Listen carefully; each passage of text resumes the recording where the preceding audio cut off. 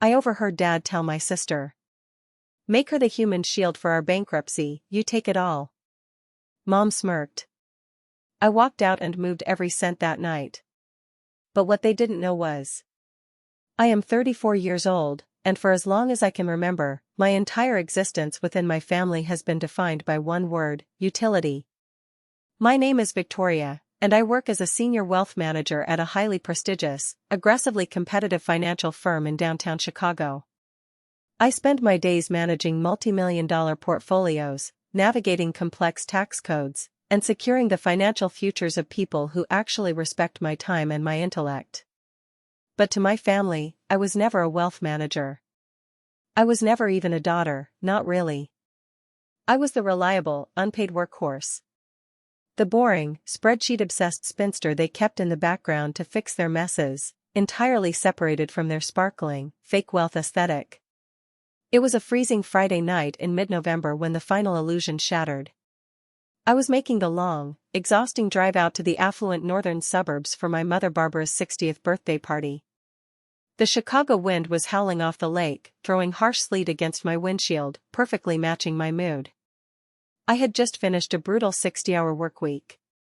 My shoulders ached, my eyes were burning from staring at market projections, and all I wanted was to go back to my quiet penthouse apartment, pour a glass of Cabernet, and sleep for 2 days straight. But I couldn't. Family obligations called. Or rather, my mother's insatiable need for a public audience called. When I pulled up to the sprawling, mock Tudor estate my parents owned, the circular driveway was already packed with luxury vehicles. I parked my modest but reliable sedan far off to the side, dreading the moment I had to step through those heavy front doors. The moment I walked into the grand foyer, the overwhelming scent of expensive catered food, heavy floral arrangements, and pure pretension hit me like a physical wall. The house was glowing with warm, golden light, filled with dozens of relatives, neighbors, and my parents' country club friends who only ever spoke to me when they wanted free stock tips.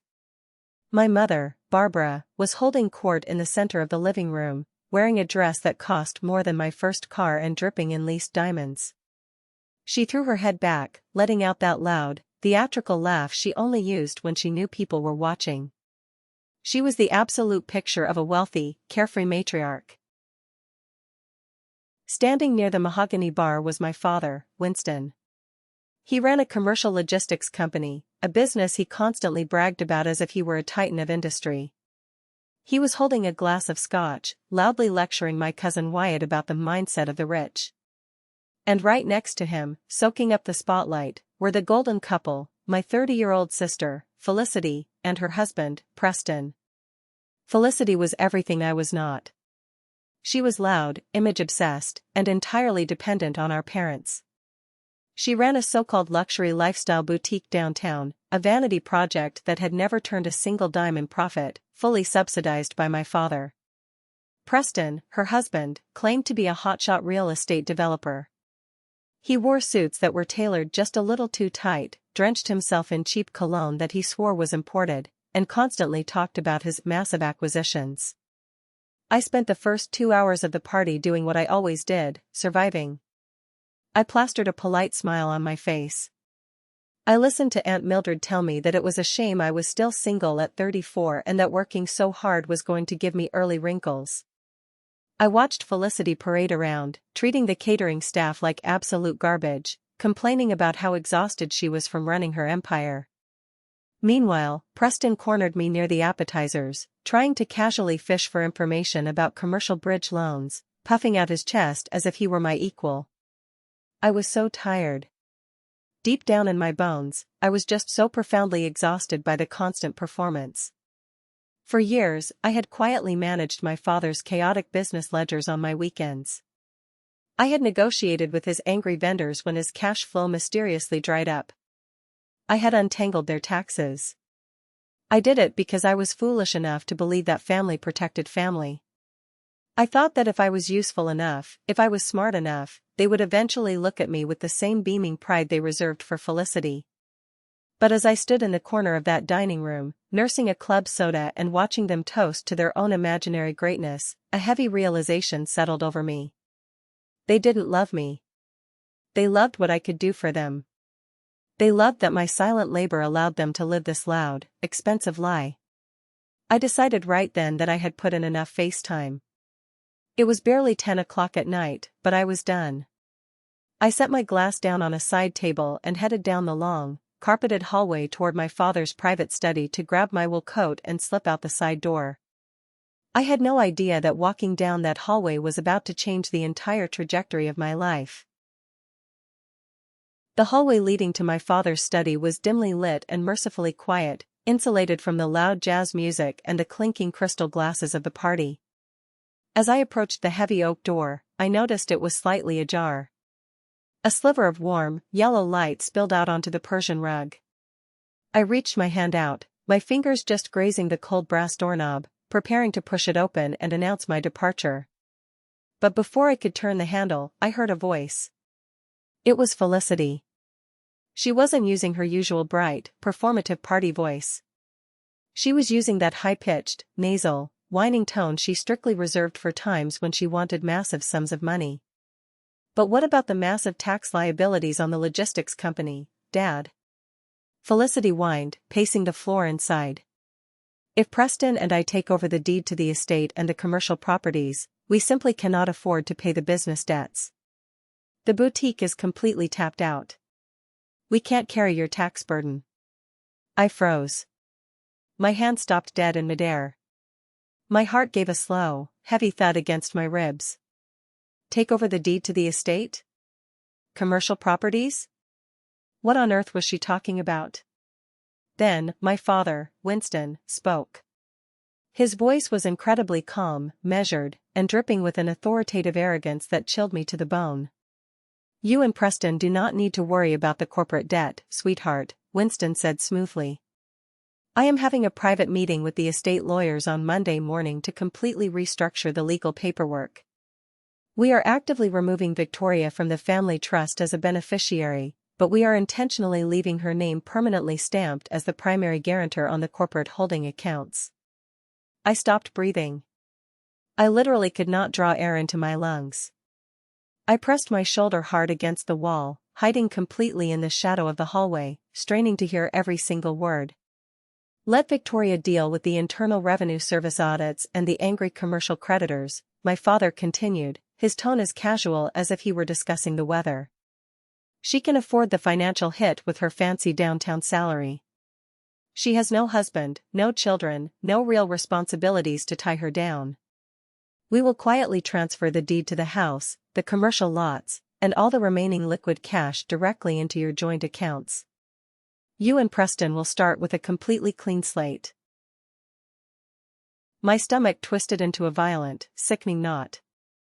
I felt a cold sweat break out on the back of my neck. He was plotting a deliberate, legally catastrophic trap. My own father was actively planning to use me as a human shield for his impending bankruptcy. He was going to quietly saddle me with potentially millions of dollars in federal tax debt and corporate liability, completely destroying my credit and my professional career, just so he could hand every single clean asset of value over to his golden child. I stood there, paralyzed in the dark, waiting for someone, anyone, to speak up. I waited for my mother, Barbara, to intervene. To say that this was insane. To say that you cannot intentionally bankrupt your oldest daughter to pay for your youngest daughter's lavish lifestyle. Instead, the silence in the room was broken by the familiar clinking of ice in a cocktail glass. And then, my mother spoke. Winston is exactly right, Barbara said, her voice dripping with absolute entitlement and a terrifying lack of empathy. Carrying a few $100,000 in corporate debt for her younger sister is the absolute least Victoria can do to repay us for the comfortable life we gave her. After all, Felicity has a very important public image to maintain, and Preston needs a perfectly clean credit score for his real estate ventures. It is about time Victoria actually contributed something meaningful to this family's legacy instead of just hoarding her little paychecks. She let out a soft, dismissive smirk of a laugh. A laugh that perfectly punctuated her complete disregard for my existence as a human being. The sheer audacity, the unadulterated cruelty of her statement hit me like a physical blow to the chest. Contributed something meaningful. For the past 5 years, I had sacrificed my weekends, my peace of mind, and my own personal capital to keep their sinking ship afloat. I had meticulously shielded them from financial ruin, acting as their unpaid accountant and legal fixer. And this was how they viewed me. Not as a daughter to be proud of, but as a disposable resource to be plundered and then thrown to the wolves. A younger, weaker version of me might have burst through those oak doors right then and there. I would have screamed. I would have cried hysterically. I would have begged them to explain why they hated me so much, pleading for the love and validation they were clearly never going to give me. But as I stood in that dark hallway, listening to them clink their glasses together, toasting to the brilliant financial ruin they were about to drop on my head, something inside me completely snapped. The desperate, people-pleasing daughter officially died. And the 34-year-old senior wealth manager took full control. I felt no tears. I felt no sorrow. I felt nothing but a cold, razor-sharp, absolutely lethal clarity. They thought they held all the cards. They thought they had successfully outsmarted a financial expert. They thought they could use me as a dumping ground for their massive failures. I quietly pulled my hand away from the doorknob. I did not make a single sound as I turned around, abandoned my coat, and walked silently down the hallway toward the side exit. I stepped out into the freezing Chicago storm, letting the icy wind hit my face. I unlocked my car, sat in the driver's seat, and stared at the massive, glowing house my father was so desperate to save. A slow, icy smile spread across my face. They had no idea that by trying to cut me out, they had just signed their own financial death warrant. The drive back to my downtown Chicago penthouse was a blur of neon city lights and driving sleet. The heater in my car was blasting, but I didn't feel the warmth. I was running pure, cold calculations in my head. My phone sat perfectly silent on the passenger seat. They had absolutely no idea I had been there, listening to every word of their betrayal. They were probably still in that study, pouring expensive scotch, laughing about how perfectly they had trapped the boring, reliable sister. For years, I had played the role of the good daughter. I was a fool, but as I merged onto the highway, I promised myself I was not going to be a victim. Let me explain exactly why my parents were about to experience the most catastrophic wake-up call of their lives. 5 years ago, my father's logistics company was facing a brutal, multi-million-dollar breach of contract lawsuit. He was terrified of losing everything, the business, the house, his country club status. He came to my apartment in tears, practically begging on his knees for me to save him. Because I was the only person in the family who actually understood complex legal and financial vehicles, I built him a shield. I set up an irrevocable trust. It's a specific legal entity designed to hold assets completely out of the reach of creditors and lawsuits. But here is the critical part: for an irrevocable trust to legally protect the assets, the original owner has to give up all control. My parents, desperate to keep their names clean, signed over full legal and financial power of attorney to me. They made me the sole legal beneficiary and the acting trustee. Furthermore, to ensure the banks kept giving my father the commercial loans he desperately needed to float his failing business, his balance sheets needed to look incredibly healthy. So, I did the stupidest thing a person could possibly do out of familial loyalty. Over the years, I had made several highly successful early investments in the tech sector through my own private portfolios. I had generated massive liquid profits. I quietly transferred my own personal capital, exactly $1,200,000 of my own hard-earned money, into the family trust accounts. I parked my wealth there to artificially inflate their liquidity. I subsidized their fake wealth so they could keep up appearances. Legally, every single dime in those trust accounts belonged to me. I had just left it there because they continuously guilt-tripped me into thinking it was the right thing to do for the family legacy. Tonight, that legacy ended. I walked into my dark apartment, threw my keys on the granite kitchen counter, and didn't even bother turning on the main lights. The glow of the city through my floor-to-ceiling windows was enough. I sat down at my kitchen island, opened my laptop, and took a deep breath. The screen illuminated the dark room, casting a pale blue light across my face. 2 years ago, when I first started noticing Felicity making suspicious, unauthorized withdrawals from the secondary business accounts for her ridiculous boutique, I had quietly prepared an emergency parachute. I set up a private, limited liability company in Delaware. I was the sole proprietor, entirely isolated from any of their financial disasters. I logged into the secure wealth management portal. I stared at the dashboard. Across the primary high-yield savings accounts and the joint corporate holding account, there was exactly $1.2 million in liquid cash. My money. I opened a second tab for my offshore portal. I initiated the first wire transfer. I selected the primary business operating account, the one my father used to pay his suppliers and fund my mother's luxury lifestyle. It held just over $500,000. I typed in the routing number for my Delaware LLC. I selected the maximum amount available, leaving exactly $10 in the account, just so it wouldn't automatically trigger an account closure alert to his email. The screen prompted me for the dual authentication code. The security token was linked directly to my personal phone, a system I had insisted on setting up years ago to protect them from hackers. I typed in the 6-digit code and hit enter. The green confirmation box appeared. The money vanished instantly. I didn't stop. I moved to the joint savings account my mother used to fund her country club galas. $300,000, transferred.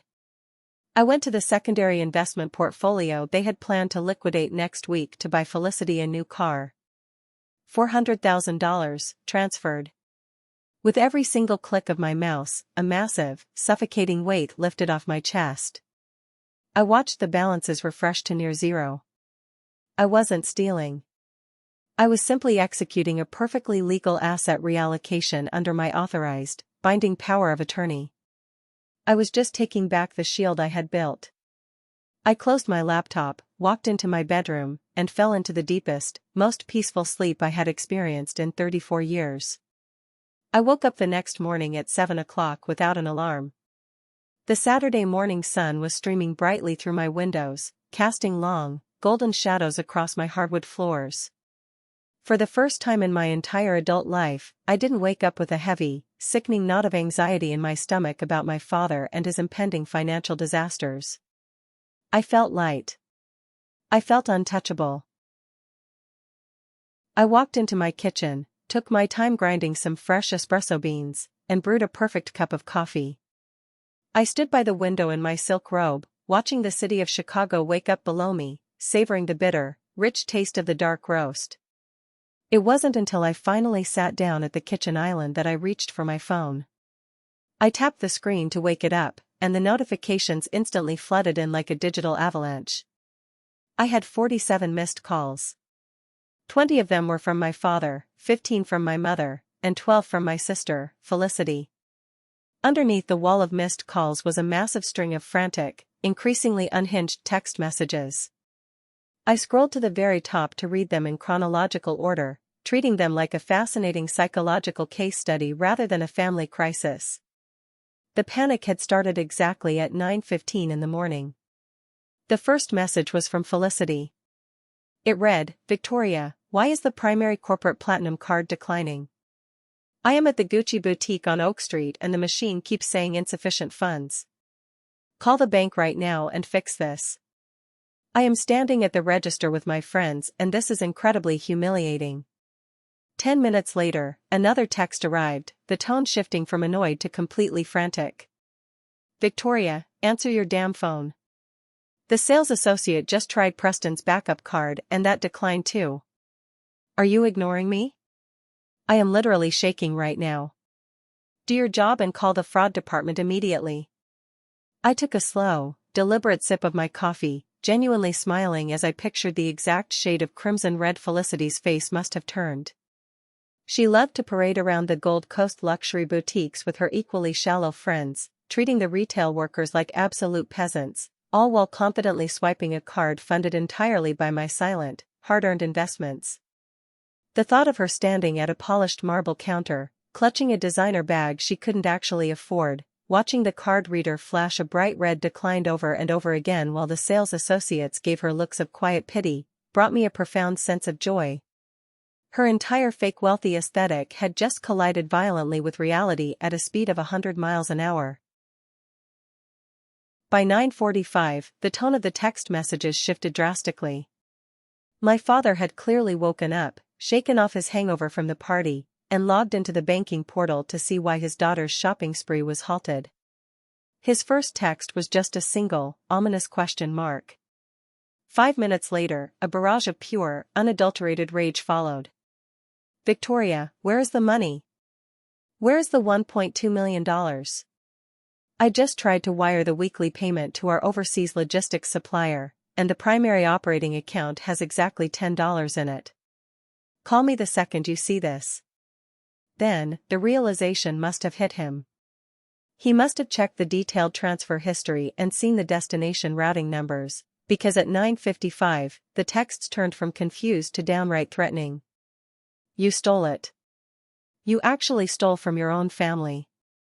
I don't know what kind of sick, twisted game you are playing, but you have until noon to wire every single penny back or I am calling the police.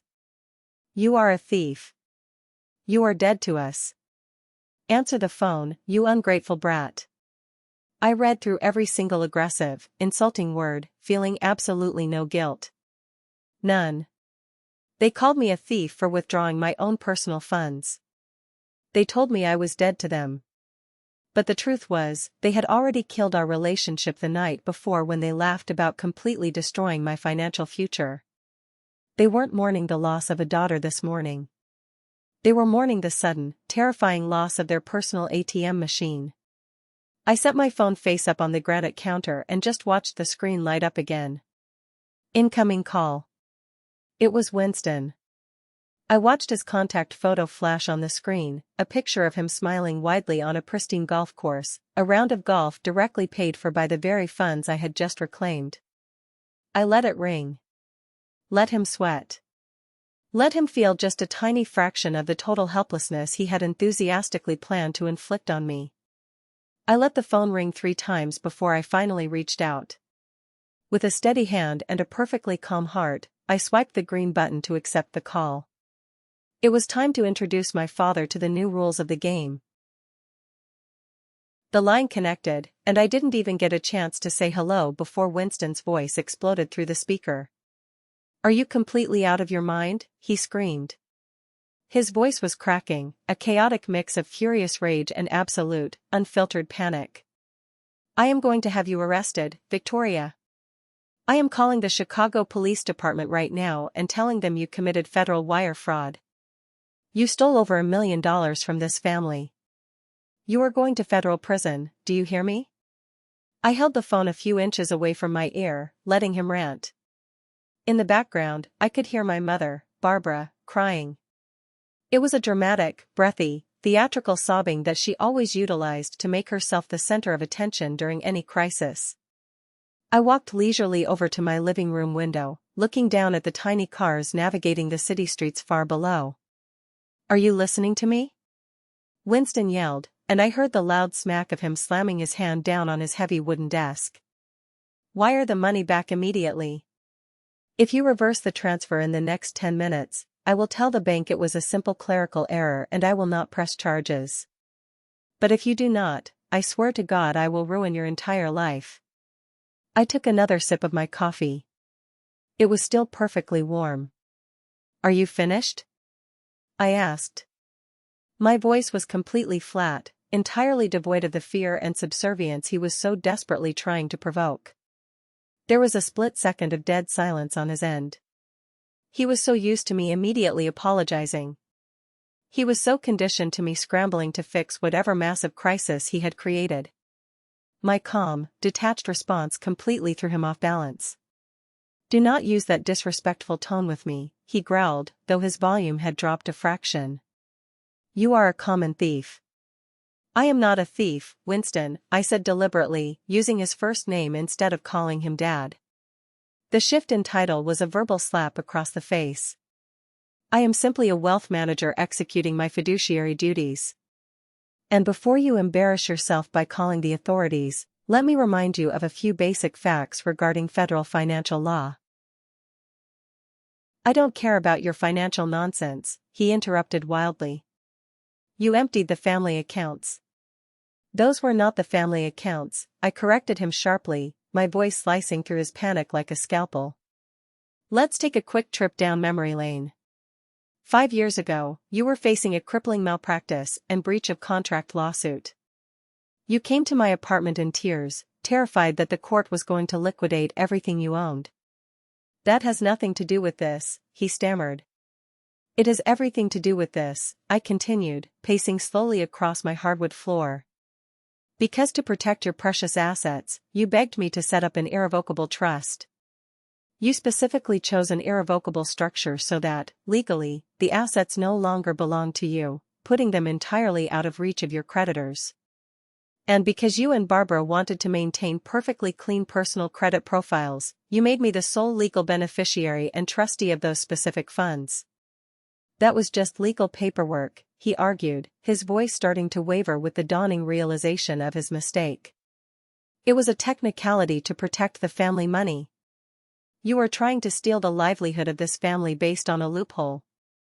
It is not a loophole, Winston. It is federal law, I replied coldly. An irrevocable trust cannot be modified, amended, or terminated without the explicit permission of the beneficiary. That is me. And let us be completely honest for once in our lives. That $1.2 million I moved last night was not even your money to begin with. He stopped breathing on the other end of the line. For the past 3 years, your logistics company has barely broken even, I stated, laying out the brutal financial truth he had been hiding from everyone. You have been bleeding cash to fund Barbara's country club memberships and Felicity's failing vanity boutique. The only reason those accounts had any liquidity at all was because I parked the compounded returns from my personal tech investments in that trust. I used my own money to artificially inflate your asset profile so you could keep renewing your commercial loans. I subsidized your fake wealth. I was your shield. The silence on the phone was thick and heavy. I could practically hear the gears turning in his head as he finally realized the massive, inescapable legal trap he had built for himself. You can't do this to us, my father finally whispered. The booming, arrogant rage was entirely gone, completely replaced by a hollow, sinking desperation that I had never heard from him before. We have vendor payments due on Monday morning. The logistics company will halt all shipments if the wire doesn't clear. Felicity and Preston need that cash for the down payment on their new commercial space. If you don't put that money back, the commercial lenders will notice the massive drop in liquidity, and they will call in the business loans. We will lose the company. We will lose the house. We will lose everything. I guess Felicity will have to return that designer bag she was trying to buy at Gucci this morning, I said, unable to keep the dark satisfaction out of my voice. Maybe Preston can use his amazing real estate connections to find you a nice one-bedroom apartment in the suburbs. Victoria, please, he begged, his voice actually cracking. We are your family. You stopped being my family the precise moment you sat in your study last night and decided to use me as a human shield for your bankruptcy, I answered, my voice dropping to a lethal whisper. I heard everything, Winston. I heard your brilliant plan to leave me with all the corporate tax liabilities while you gave Felicity the pristine assets. Well, now you can give her the company exactly as it is, completely broke. Good luck with the restructuring. My shift as the family pack mule is officially over. I pulled the phone away from my ear and pressed the red button, cutting off the sound of my mother screaming in the background. The apartment was perfectly quiet again. I finished my coffee, feeling incredibly alive. Thank you for following the story this far. If you're enjoying Victoria's response, please help the channel by liking the video, subscribing, and leaving a comment with the name of the city or country where you live. Every interaction helps the video reach more viewers.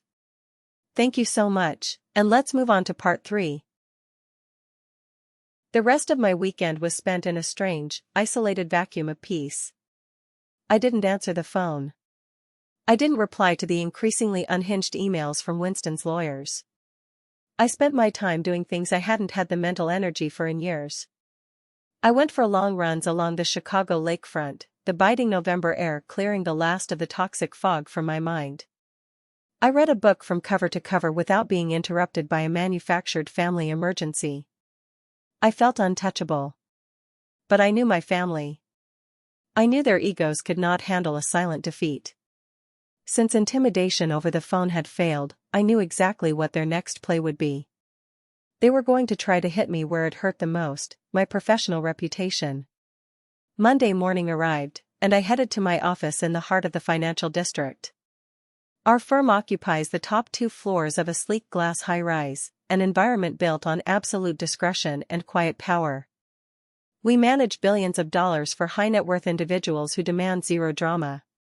By 10:30 in the morning, I was deep into a quarterly projection when my desk phone buzzed. It was the front desk receptionist. Her voice was trembling. "Victoria," she whispered. "There is a man out here demanding to see you.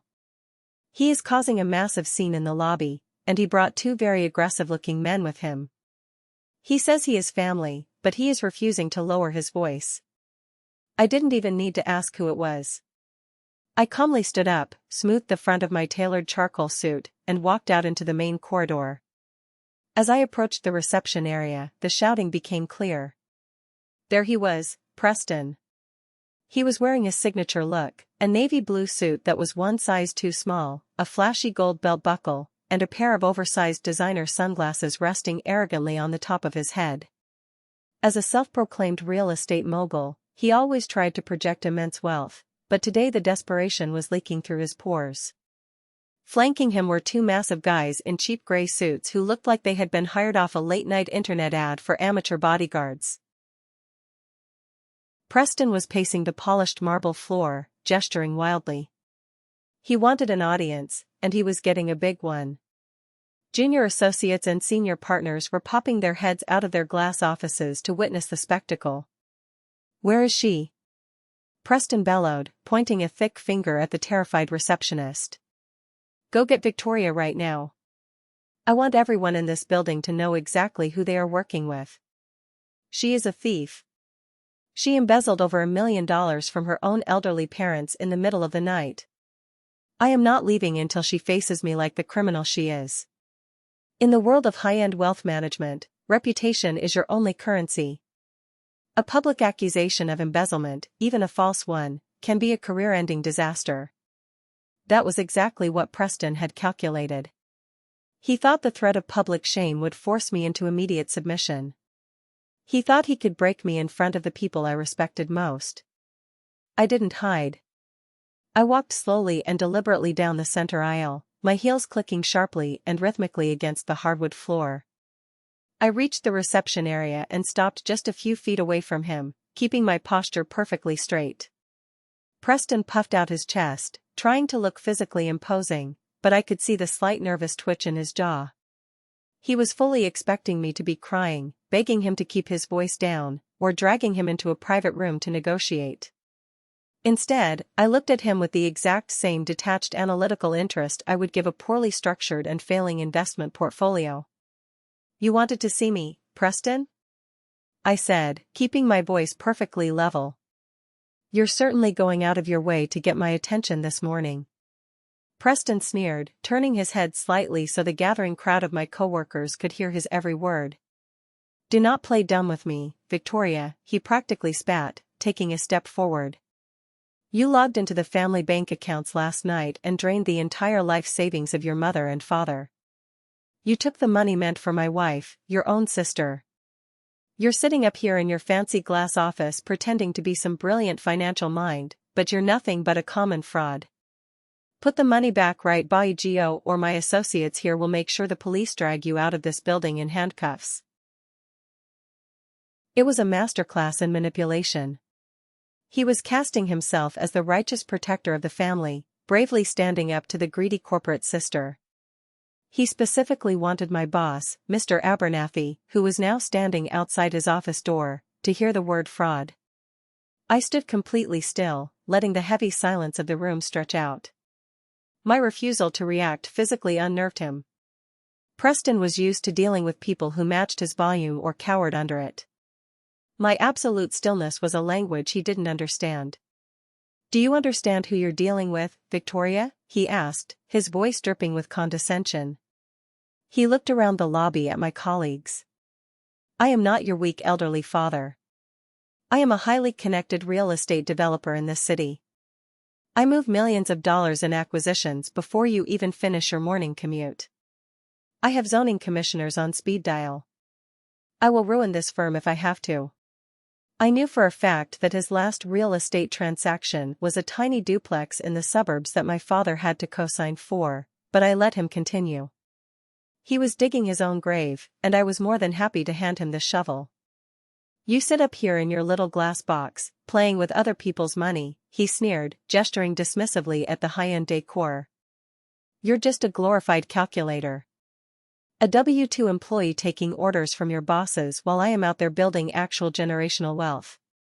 I am an entrepreneur. I create value. You just push paper. And now you've decided to push the wrong paper. You stole from my wife. You stole from the woman I love. And I am going to make it my personal mission to destroy your life. He turned his attention directly to Mr. Abernathy. Are you the man in charge here? Because if you are, you need to know that you are harboring a criminal. She drained her own family trust fund last night. Over $1 million.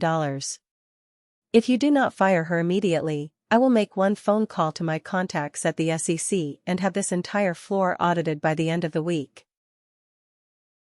A collective gasp rippled through the junior analysts. Mr. Abernathy didn't blink. He simply adjusted his glasses and continued to watch, trusting me to handle the situation. Are you finished, Preston? I asked. Because now it is my turn. I reached into the inside pocket of my tailored jacket and pulled out a small, neatly folded stack of papers.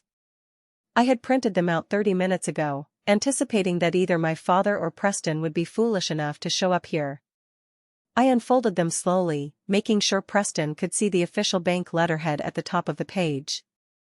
You talk a lot about building wealth, Preston, I said, my voice low enough that only he and the first few rows of spectators could hear. You talk about acquisitions and investments. But you and I both know you haven't closed a legitimate real estate deal in over 14 months. You're living off the fumes of my father's failing business, and you're terrified right now because I just cut off your oxygen supply. I am a developer, he hissed, the sweat now visibly beading on his forehead.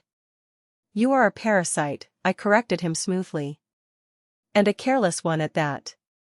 I looked pointedly at his left wrist, where a heavy gold watch gleamed under the recessed lighting. That is a beautiful Rolex you're wearing. A day-date model in solid 18-karat yellow gold. Retail price is roughly $45,000. It really screams success. Preston instinctively pulled his arm back, dragging his sleeve over the watch. His eyes darted nervously. It's funny, though, I continued, my voice dripping with cold amusement. Because according to the corporate credit card statement from my father's logistics company, a card that I manage and reconcile every single month, exactly $45,250 was swiped at a luxury watch boutique downtown just 3 weeks ago. My father doesn't wear gold watches. He wears a smartwatch. That was a business expense, wasn't no? Preston choked out a response, his voice dropping to a frantic whisper. It was a gift for a client. You don't know what you're talking about. I know exactly what I'm talking V, I said. Because I also have the statements for the secondary expenses. The client dinners at incredibly romantic, dimly lit restaurants. The weekly charges for a luxury apartment rental on the south side of the city that is definitely not zoned for commercial office use. The expensive jewelry purchases that my sister has never worn or posted on her social media. The color completely drained from his face. The aggressive, arrogant mogul vanished, replaced by a terrified man who suddenly realized he was standing naked in front of a firing squad. I leaned in closer, dropping my voice so only he could hear the final devastating blow. I know about the mistress, Preston. I know about the apartment you are renting for her using my father's corporate funds. So, before you threaten to ruin my career or audit my firm, you should ask yourself a very important question. Does Felicity know that you took the money meant for her dream house and used it to fund your second life? Because if you do not walk out of those glass doors in the next 5 seconds, I will text these exact statements to my sister, my mother, and your own mother." Preston stared at me, his eyes wide with sheer, unadulterated terror. He opened his mouth to speak, but nothing came out. The 2 security guards in dark uniforms stepped out of the elevators, walking briskly toward our group. Preston didn't wait for them. He didn't say another word to me, to Mr. Abernathy, or to the crowd of coworkers watching him. He simply turned around and practically sprinted toward the revolving doors. His 2 confused bodyguards scrambled to keep up with him, their cheap suits flapping as they hurried out of the building. I watched him practically fall into the back of his car outside. I neatly folded the statements, slipped them back into my jacket pocket, and turned around to face my office. The lobby was completely silent.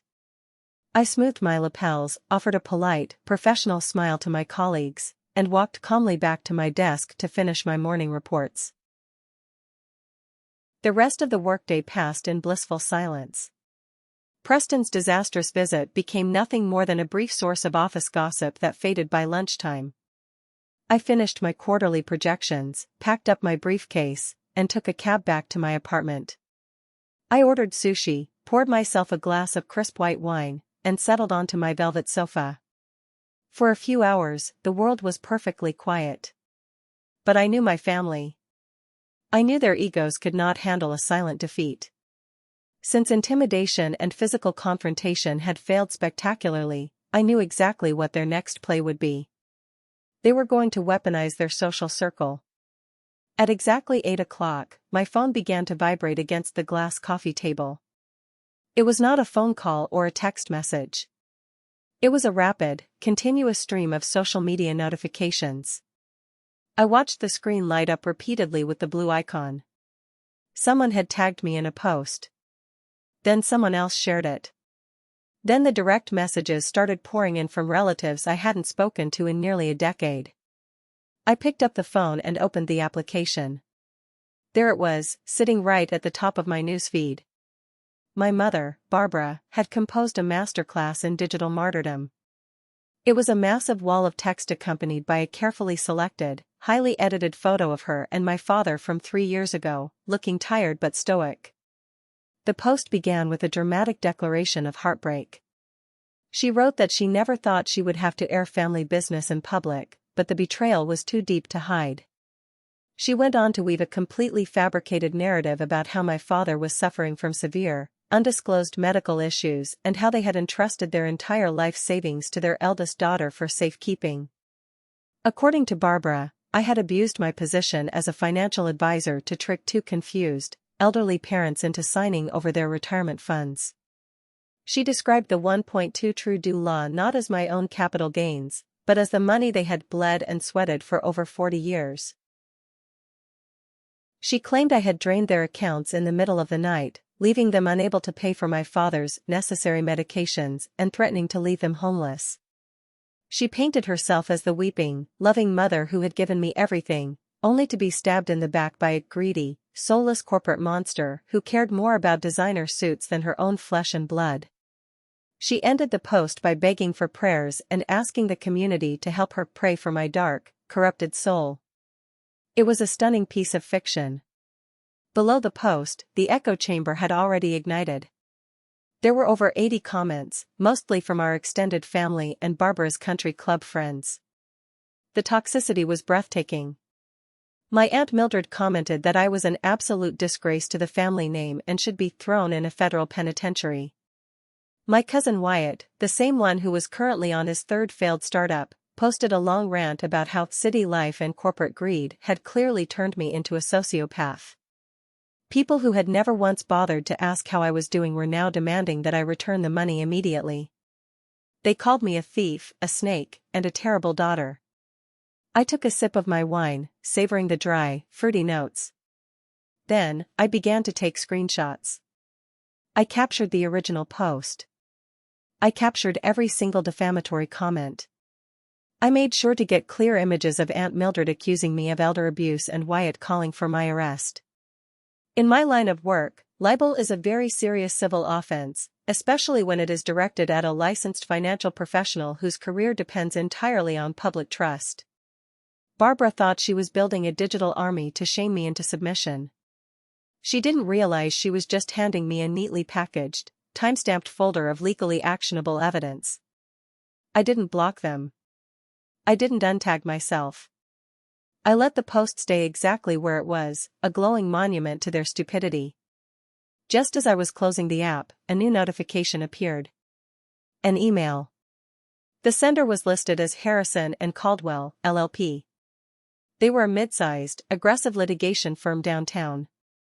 My father had used them once before. I clicked it open.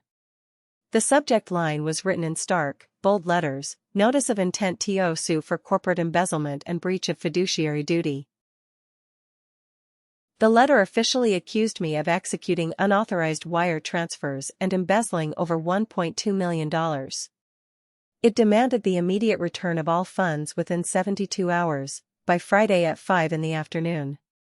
If the funds were not returned, they would file a formal complaint in federal court, seek an emergency injunction to freeze my personal assets, and forward the matter to the district attorney for criminal prosecution. I read the letter a second time, a cold, analytical focus replacing any surprise.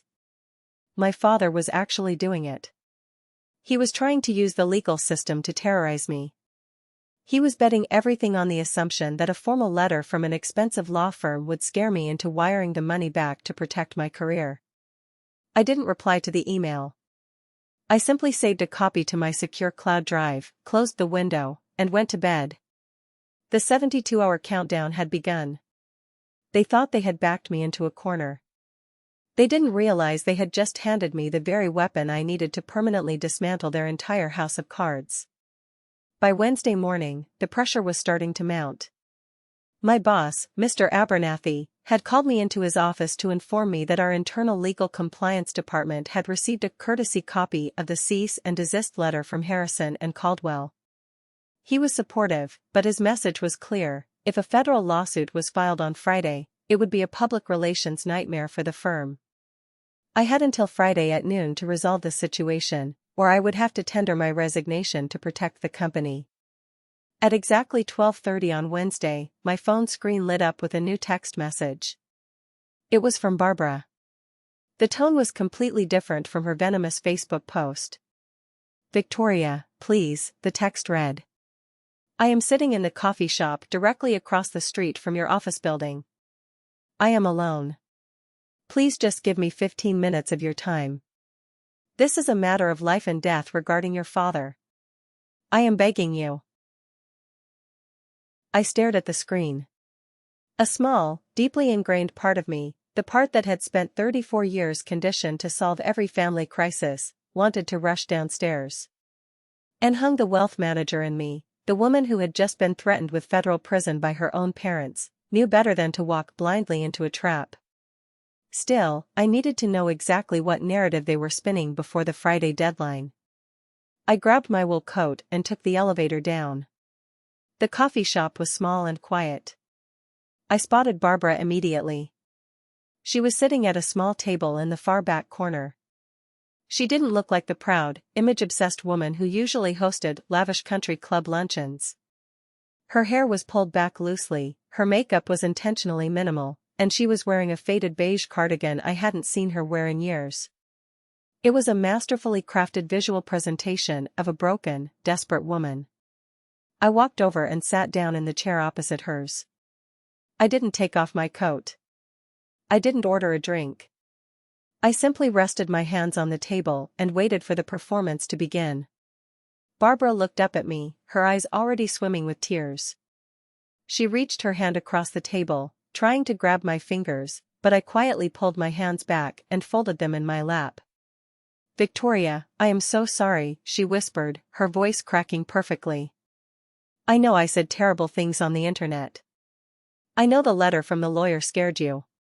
Your father is just out of his mind with panic, and we didn't know what else to do. I am not here to fight with you. I am here to beg for his life." I maintained a perfectly neutral expression. "Your lawyers just threatened to have me arrested for embezzlement, and now you're begging for his life, I said evenly.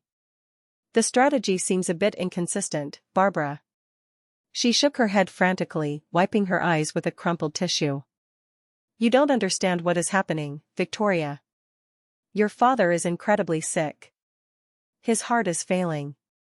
The cardiologist told us yesterday that he needs an emergency coronary artery bypass surgery by the end of the week. The medical bills, the specialized post-operative care, the rehabilitation, it is going to cost hundreds of thousands of dollars. She reached into her oversized leather tote bag and pulled out a thick manila folder, placing it gently on the table between us. Her hand was visibly shaking as she tapped the cover of the file. Our corporate health insurance policy was cancelled 3 months ago because we couldn't afford the premiums, she sobbed. Every single dollar of Kwa Chung Tua liquid savings was in the trust account that you emptied. If you do not wire that money back, your father cannot have the surgery. He will die, Victoria. You might be angry with us about the business, but you cannot just sit there and let your own father die. Please, I am begging you on my knees. Give us the money back so I can save my husband. It was the ultimate psychological trap. Anyone else listening to this conversation would have thought I was a cold-blooded monster if I refused her. She was weaponizing my conscience, using a life-or-death medical emergency to force me into submission. You're asking me to believe that a man who played 18 holes of golf last Saturday morning is suddenly on his deathbed, I said softly. Barbara gasped, her hand flying to her chest. Heart conditions are unpredictable, Victoria. How can you be so cruel? If you walk away from this table without transferring those funds, his blood will be on your hands forever. I stared at my weeping mother, feeling absolutely no guilt. Only a deep, icy disgust. Because I knew exactly what was really inside that manila folder. I didn't even reach for the manila folder. I left it sitting perfectly square in the center of the small wooden table, untouched. Barbara was still crying, dabbing at the corners of her eyes, waiting for me to break down. She was waiting for the obedient, responsible daughter to open the file, gasp in horror at the medical bills, and immediately agree to wire the money back to save her dying father. Heart surgery is a very serious procedure, I said, keeping my voice low and steady. It requires a massive amount of rest and the unwavering support of your entire family. Which is exactly why I find this particular image so fascinating. I calmly reached into my coat pocket and pulled out my phone. I unlocked the screen and opened my photo gallery. I had taken a screenshot of it just 3 hours ago during my lunch break. I turned the phone around and slid it across the smooth surface of the table, stopping it right next to her fake medical folder. Barbara stopped sobbing. The dramatic heaving of her shoulders paused. She looked down at the glowing screen. It was a picture of my sister, Felicity, and her husband, Preston. They were standing on the tarmac of a private airfield, wearing massive designer snow coats and holding matching crystal glasses of champagne. Behind them was a sleek chartered private jet with its stairs lowered. The geotag prominently displayed at the top of the post clearly indicated they were in Aspen, Colorado. The caption beneath the photo read, "Midweek getaway to the mountains. Sometimes you just have to treat yourself. Grateful for the blessings." It had been posted exactly 4 hours ago. Barbara stared at the phone. Her jaw tightened, and the pathetic trembling in her hands miraculously vanished. The weeping, desperate mother routine evaporated into thin air, replaced by a cold, calculating silence. If my father is currently lying in a hospital bed waiting for emergency bypass surgery, I continued, leaning forward slightly, why is his beloved golden child drinking champagne on a private jet halfway across the country? You would think she would be pacing the waiting room, holding your hand, praying for a medical miracle. Barbara didn't answer. She couldn't. She just stared at the picture, her face turning a pale, sickly shade of gray. Let me tell you what is actually inside that manila folder, I said, pointing a manicured finger at the file. There are no EKG readouts. There are no surgical estimates from a renowned cardiologist. That folder is full of fabricated medical documents that my father paid a sketchy clinic to produce. Because last month, I noticed a heart inquiry on his credit report. He applied for a massive, high-interest medical hardship loan from a secondary commercial lender. I watched her eyes chew and widen in sheer panic. She had no idea I knew about the loan inquiry. He didn't take out that medical loan for his heart, I stated with absolute certainty. He took out that loan because Felicity and her lifestyle boutique are completely bankrupt. She is drowning in vendor debt. Her commercial lease is southang past due, and her creditors were threatening to seize her remaining inventory. Winston committed federal loan fraud, claiming a life-threatening medical emergency just to get a massive lump sum of cash to bail out his favorite daughter. And he was planning to use the money in the family trust, my money, to pay off that fraudulent loan before the bank auditors caught him. Barbara aggressively grabbed the manila folder and pulled it tightly against her chest. "You are crazy," she whispered, her voice hollow and desperate. "You are making this up. You've always been a paranoid, bitter girl who envies her sister. I am a licensed wealth manager who just caught you and your husband attempting to execute a federal financial crime," I corrected her coldly. "You brought me a fake medical file and tried to manipulate my empathy to fund your fraud. You used his life as a bargaining chip so Felicity and Preston could go skiing in Aspen." I reached across the table and retrieved my phone, sliding it smoothly back into my pocket. "The lawyers at Harrison and Caldwell gave me until Friday at 5 in the afternoon to wire the money back," I said, standing up and adjusting my coat. "But you can tell them not to bother drafting that federal injunction. Because if they file that lawsuit, my very Dow-Tien move in discovery will be to subpoena my father's actual medical records along with the financial ledgers of Felicity's boutique. I will expose his loan fraud in open court, and I will make sure the IRS and the lender know exactly where that money went." Barbara looked up at me, completely defeated. The mask was entirely gone. There was no love in her eyes, only a deep, venomous resentment. "You are destroying this family," she hissed through her teeth. "No," I replied, looking down at her with absolute pity. "I just stopped financing the destruction. Enjoy your coffee, Barbara." I had barely taken 2 steps toward the door when I heard the sharp scrape of her wooden chair violently pushing back against the tile floor. Before I could even turn my head, a splash of hot liquid hit the back of my wool coat, soaking instantly through the thick fabric and searing against my shoulder. I stopped dead in my tracks. The entire coffee shop fell into a stunned, absolute silence. I slowly turned around. Barbara was standing there, her chest heaving, her hands still gripping the empty ceramic mug. Her face was contorted into a mask of pure rage. "You are dead to me," she screamed, her voice echoing off the brick walls of the cafe. "You hear me, Victoria? You are no longer my daughter. You are a cold, heartless witch, and I curse the day I gave birth to you. Do not ever contact us again. You are entirely cut out of this family." I looked at the dark coffee stain dripping down the back of my expensive coat. I didn't yell back. I simply slipped the coat off my shoulders, folded it neatly with the stain on the inside, and draped it over my arm. "That is the best financial advice you've ever given me, Barbara," I replied, my voice calm enough to carry through the dead silent room. "I will be sure to forward the dry cleaning bill to your lawyers." As I stepped into the elevator back at my office building, my phone buzzed. It was Felicity. I swiped the green button. "Did you really just make Mom cry in a public coffee shop?" Felicity said, her voice dripping with smug satisfaction. I could hear airport terminal noise in the background. "You're truly hitting rock bottom, Victoria. But guess what? Dad is done waiting. He just called his lawyers and fast-tracked the estate transfer documents. As of 10 minutes ago, the house, the commercial properties, and 100% of the shares in the family company are officially and legally in my name and Preston's name. You get absolutely nothing.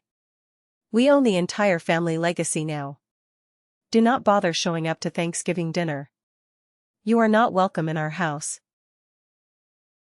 She hung up before I could say a word. I lowered the device, a massive, genuine smile breaking across my face. She thought she had won the lottery. She had no idea she had just voluntarily signed up to be the captain of a sinking ship. By transferring everything to her to protect it from me, my father had successfully transferred every single ounce of his massive, unpayable debt directly onto his favorite daughter. The trap was set, the bait was taken, and the doors had just locked shut behind them. Thanksgiving Day arrived with a bitter, biting chill in the Chicago air, but inside my penthouse apartment, I had never felt warmer. I spent the morning sipping coffee and watching the parade on television, feeling a profound sense of peace. I wasn't cooking a massive turkey or stressing over table settings for ungrateful guests. For the first time in my adult life, I was entirely off the hook. But I had no intention of staying home. I had promised myself a front row seat to the explosion, and I never break my promises. I took my time getting ready. I didn't dress like a woman who had just been disowned and publicly humiliated. I dressed like a woman who owned the world. I chose a tailored emerald green silk dress that draped perfectly, paired with classic black stilettos and a sharp black wool trench coat. My hair was styled in a sleek blowout, and my makeup was immaculate. I looked powerful, wealthy, and completely unbothered. The drive out to the Winnetka estate took about MOTTing. When I pulled onto the sprawling property, the circular driveway was already packed with vehicles. I saw Aunt Mildred's sedan and Cousin Wyatt's beaten-up hatchback. And right in front of the main entrance was the sports car Preston had clearly leased with the fraudulent loan money, parked diagonally across two spaces. The house itself looked like a picture from a holiday magazine. Warm yellow light spilled from the massive windows, and I could see the silhouettes of over 30 relatives moving around inside.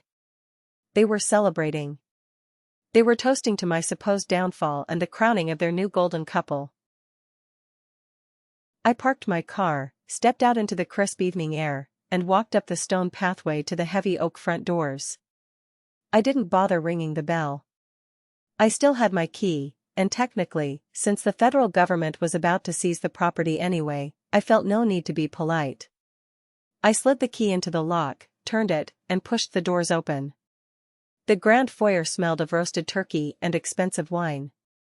From the formal dining room down the hall, I could hear the loud, booming voice of Preston.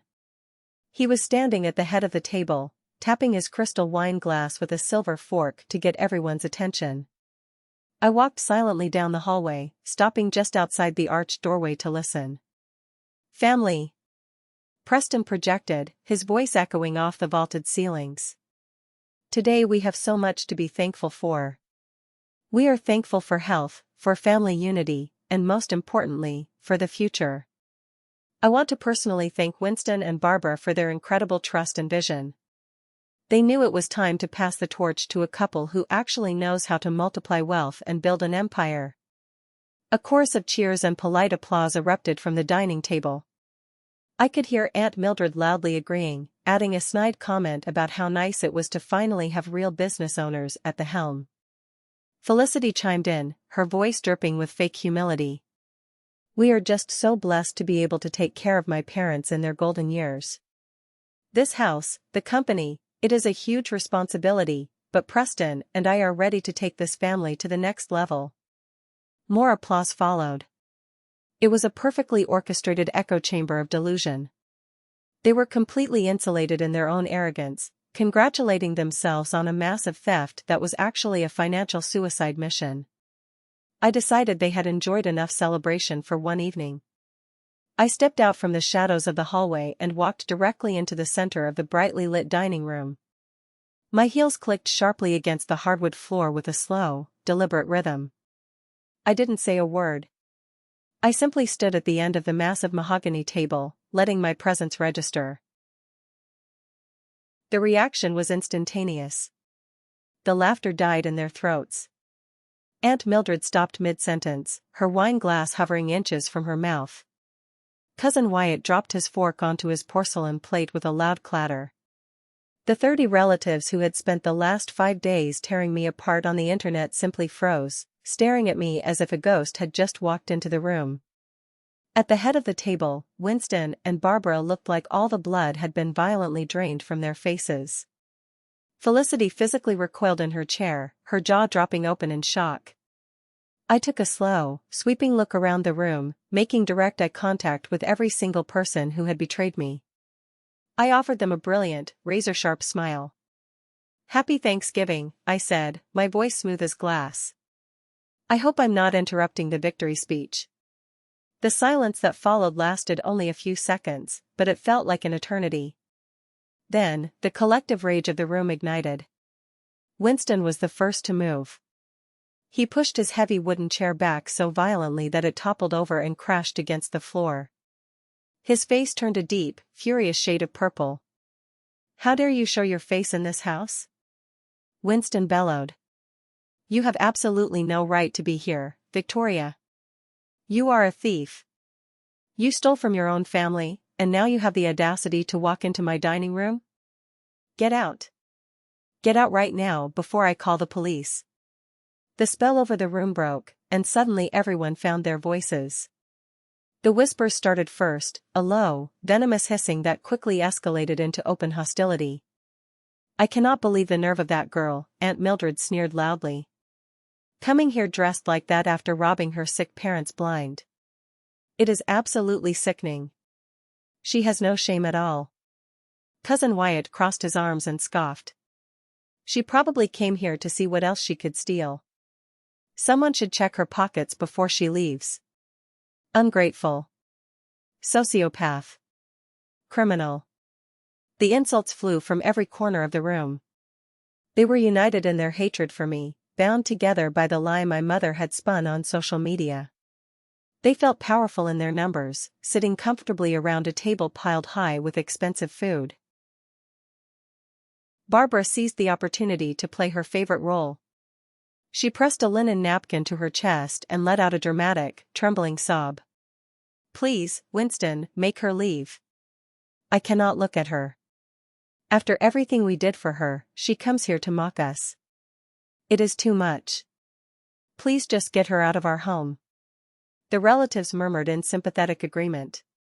Not a single person in that room paused to question why I was standing there so calmly. They didn't notice that while they were screaming, I hadn't taken a single step backward. A year ago, this would have crushed me. Tonight, their words felt completely hollow. They were fiercely defending a fortune that no longer existed inside a house they no longer owned. "Are you deaf?" Winston screamed, taking a threatening step toward me. I said, "Get out of this house. You do not belong here anymore." I didn't move an inch. I slowly unbuttoned my black wool trench coat, folded it elegantly over my arm, and offered him another cold smile. "Winston, please sit down," Preston said in a loud, patronizing tone. "Do not upset yourself on a holiday. You have high blood pressure, and this woman is simply not worth the risk. Felicity and I will handle this. This is our jurisdiction now." Preston took 2 deliberate steps toward me, trying to use his physical size to intimidate me. "You heard your father, Victoria," Preston said, his voice booming. "You're trespassing. This is no longer Winston's property. As of Tuesday afternoon, this entire estate and everything inside it legally belongs to my wife and me. We are the sole owners, and we are the majority shareholders of the family corporation."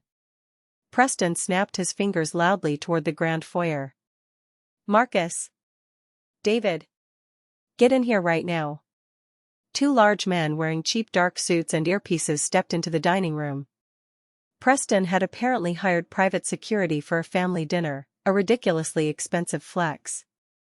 "Escort this woman off my property immediately," Preston ordered. "If she resists, physically throw her out the front doors. I want her formally charged with criminal trespassing." The 2 guards took a hesitant step forward, but I simply turned my head and gave them a look so incredibly cold that they actually stopped in their tracks. "Before your rented muscle tries to put their hands on me, Preston," I said smoothly, "I would suggest you let your wife finish her little presentation. She looks like she is about to physically burst if she doesn't get to show off her new toys." I shifted my gaze to Felicity. She had stood up and walked over to the massive mahogany buffet. Right next to the silver gravy boats was a thick, leather-bound legal folio. She picked it up with both hands, her eyes gleaming with a manic, victorious energy. "You think you're so clever, Victoria?" Felicity sneered, walking toward me. You thought you could drain the trust accounts and leave us with nothing. You thought you could force Dad to come crawling to you for help. But you overplayed your hand. You forced Dad to realize that the only way to protect the family legacy was to put it in the hands of people who actually know how to run an empire. She opened the folio and pulled out a thick stack of legal papers, the gold notary seals gleaming under the chandeliers. These are the expedited transfer deeds and the corporate share certificates, Felicity gloated. 100% ownership of this be a true do law estate. 100% controlling interest in the logistics company. Preston and I own it all, clear and free. Look at them, Victoria. You've been completely cut out. You get absolutely nothing. I get the mansion. I get the company. I get the legacy. You're just a sad, lonely accountant who tried to steal from her family and failed miserably. Aunt Mildred raised her glass. To Felicity and Preston, the rightful heirs. A chorus of agreements echoed. Cousin Wyatt clapped his hands. Barbara looked at me with a triumphant smirk. You're looking at the new era of this family, Victoria, Preston said proudly. Now, turn around, walk out of my house, and never show your face here again. Guards, get her out. The two security guards finally gathered their nerve and stepped up beside me. One of them reached out a heavy hand to grab my arm. I calmly sidestepped his reach, keeping my eyes locked entirely on Felicity. That is a very impressive leather binder, Felicity, I said, my voice projecting effortlessly across the room. And I must congratulate you both on the remarkable speed of the legal transfer. It takes a massive amount of effort to push through state corporate registry documents in less than 48 hours. You must be incredibly proud of yourselves. Felicity raised her chin. It's called having powerful connections, Victoria. Something a low-level employee like you wouldn't understand. No, I suppose I wouldn't, I replied smoothly. But I do understand federal banking regulations, which makes this entire celebration incredibly confusing to me. Because if this massive estate and the family corporation are completely free and clear, I have to ask a very simple question. I paused, letting the silence stretch just long enough to make the air feel suffocating. If this is your house, why did the primary commercial lender send a formal notice of foreclosure to my office at 9 o'clock this morning? The words hung in the air like a physical blow. The smug smile vanished from Felicity's face in an instant, replaced by a blank, uncomprehending stare. What are you talking about? Felicity demanded, her voice losing its arrogant edge. You're lying. You're just making things up to ruin Kwachung Twa dinner because you're jealous. I don't need to lie, Felicity, I said, reaching into the inside pocket of my trench coat. I pulled out a formally folded piece of legal paper. Across the top, printed in bold ink, is the logo of the largest commercial bank in Chicago. Since I was still legally listed as the primary financial guarantor on the original trust accounts until yesterday, the bank sent the default notification directly to my corporate address.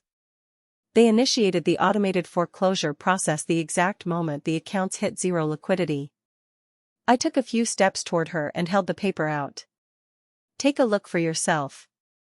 It is a formal demand for the immediate repayment of a bond true do law commercial loan. A loan that was secretly secured against the equity of this very house. Preston lunged forward, desperately trying to snatch the paper, but I swiftly pulled it back. He was no longer the picture of a proud patriarch. He was sweating profusely, his eyes darting wildly toward the front door. Do not listen to her. Preston shouted to the room. She forged that document. She works in finance, she knows how to fake banking letters.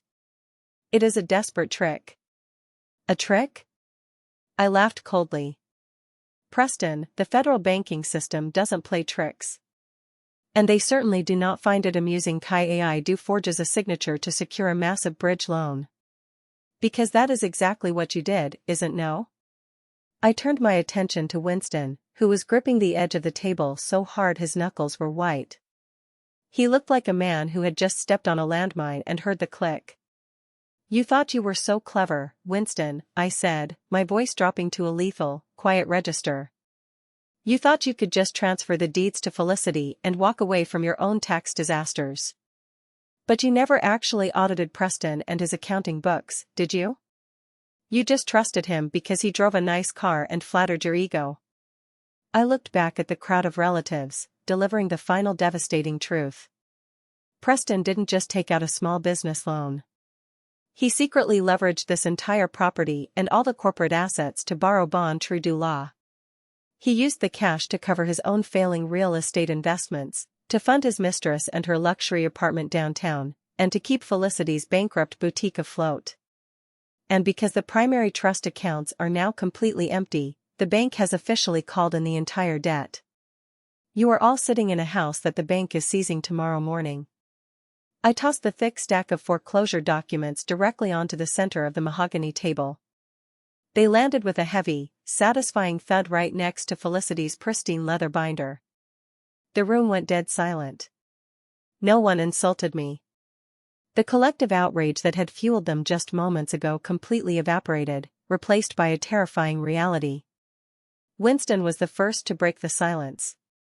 He lunged forward and snatched the papers, his eyes darting frantically across the text. His hands were trembling so violently that the papers rattled in his grip. "Tell me this is a lie," Winston whispered, his voice broken. "Tell me you did not leverage my company to borrow bon true du law." Preston didn't answer. He couldn't. He stood there swallowing hard, his eyes darting wildly around the room. Felicity grabbed Preston by his sleeve, pulling on it frantically. "Preston, say something," she shrieked. "Tell Dad she is lying. Tell them we own the house and it is paid off. Tell them." But Preston's silence was all the confirmation they needed. The relatives who had been cheering for them suddenly shifted their energy. Aunt Mildred took a slow step away from the head of the table. Cousin Wyatt crossed his arms and looked at Preston with pure disgust. Their loyalty had always been conditional, tied exclusively to whoever held the most power. The moment they realized Felicity and Preston were the owners of a catastrophic debt, they abandoned them. "You ruined us," Winston gasped, clutching his chest. "You took everything I built and destroyed it." "No," I corrected him calmly. "You destroyed it, Winston. You were so desperate to hide your own tax fraud and so eager to replace me with a son-in-law who stroked your ego that you handed him the keys to your entire life. You signed those expedited transfer deeds because you thought you were outsmarting me. You thought you were leaving me with the wreckage. Instead, you gave Preston the legal authority to take the ship down faster, and you tied Felicity directly to the anchor." Felicity burst into a loud, ugly, hysterical sobbing. She dropped the leather folio containing her ownership certificates as if it were on fire. It hit the floor, the pages spilling out across the rug. While Felicity screamed and Winston collapsed into his chair, I kept my eyes focused on Preston. He was slowly, quietly taking steps backward toward the foyer. He was trying to use the chaos to slip away. He was planning to get into his car and drive away, leaving his wife and my father to deal with the millions of dollars in fraudulent debt. "Leaving so soon, Preston?" I asked, my voice ringing out clearly. "You haven't even carved the turkey yet." Preston froze in the doorway, locking eyes with me. Pure panic washed over his face. He spun around and lunged for the front doors. I looked down at my phone and pressed a single button. Before Preston's hand could touch the brass doorknob, the piercing, unmistakable wail of police sirens erupted from the end of the driveway. The flashing red and blue lights instantly illuminated the massive windows, casting wild shadows across the dining room walls. "The police are not coming for a noise complaint, Preston," I said. "They are coming for federal bank fraud." And I personally provided them with all the evidence they needed. The heavy boots of the police officers echoed like thunder across the foyer. The sound finally snapped Felicity out of her state. She scrambled to her feet and launched herself at Preston, grabbing the lapels of his suit. "Tell me it is a lie," she screamed, shaking him. "Tell me you did not put a bon true du law debt in my name." Preston didn't try to comfort her. The charming persona vanished. He violently shoved Felicity backward. Do Kong act like you're innocent. You demanded the lifestyle. You wanted the private jets and the designer bags. I did what I had to do to keep you happy. Felicity hit the edge of the table, looking at him with absolute horror. Before she could speak, 4 uniformed officers and 2 federal agents burst into the room. Preston Davis, one of the agents, announced. You are under arrest for federal wire fraud, bank fraud, and forgery. Place your hands behind your back immediately. Preston didn't resist. The sharp click of the handcuffs sounded like a final judgment. The relatives watched in dead silence as he was marched out of the room, his expensive shoes dragging against the floor. He didn't look back. As the front door slammed shut, the reality crashed down on my parents. Preston was going to prison, but the bon true du law loan and the massive tax liens were still legally bound to Felicity. Barbara turned and ran toward me. She dropped to her knees at my feet, her hands grabbing at the hem of my emerald silk dress. Victoria, please. Barbara sobbed. You have to help her. You have the MOT True High Tram Gindu Law. You can wire it to the bank tomorrow. You can stop the foreclosure. Do Kong let her go to jail. She's your little sister. Winston struggled to push himself up, looking at me with defeated eyes. I was wrong, Victoria. I was a fool. But Barbara is right. You are the only one with the capital to fix this. Name your price. I will publicly apologize. Just use your funds to save your sister. I looked down at my mother weeping at my feet and my father finally offering the apology I had craved for my entire childhood. A few years ago, this would have broken me. I would have sacrificed my future to buy their conditional love. And I was no longer that girl. I gently but firmly stepped backward, forcing my mother to release her grip. I looked at my father. You're apologizing because you lost, Winston, I said, my voice cold and clinical. You're not sorry for what you did to me. You're sorry that you signed the wrong paperwork and accidentally destroyed your favorite child instead of your disposable one. I looked at Felicity, who was sitting on the floor amidst the scattered share certificates. She was finally facing the real world without my shield. Earlier tonight, you proudly declared that I was entirely cut out of the family legacy, I continued. You bragged that I wouldn't receive a single penny of your empire. A heavy silence blanketed the room. Winston swallowed hard. Well, I said, a satisfied smile breaking across my face. You were absolutely right. Thanks to your brilliant legal maneuvering, I do have to bear a single penny of your debt. You successfully protected my wealth from your own financial ruin. Barbara let out another agonizing wail, but I didn't look back. I had given this family everything, my expertise, my loyalty, my peace of mind. They had taken it all and demanded more. Now, the transaction was permanently closed. I picked up my trench coat, draped it over my shoulders, and walked toward the foyer. Nobody tried to stop me. They simply watched me leave, standing amidst the ruins of a fake empire. I pushed open the heavy oak doors and stepped out into the biting cold. The police cruisers were gone, taking Preston away. I walked to my car, unlocked the door, and pressed the ignition. The engine roared to life with a powerful hum. As I merged onto the highway heading back toward the city, the towering, illuminated skyline of Chicago appeared on the horizon. It looked beautiful, full of endless possibilities, and completely clear of toxic obligations. I turned on the radio, letting an upbeat melody fill the cabin. For the first time in my entire life, I was not managing someone else's crisis. The chains were gone. My wealth was secure. My future was completely unwritten. My life finally and forever belonged only to me. So, I have to ask you all. Am I wrong for walking away and letting my sister drown in the millions of debt they created, or should I have accepted my father's desperate apology at the very end and used my money to save the family name? Let me know your verdict in the comments below. Thanks for watching. If you enjoyed this story and found the ending as satisfying as I did, please hit that like button and subscribe to the channel. Don't forget to turn on the notification bell so you never miss a new story. Each interaction really helps the channel grow and reach more people. Thank you for your support, and I'll see you in the next one.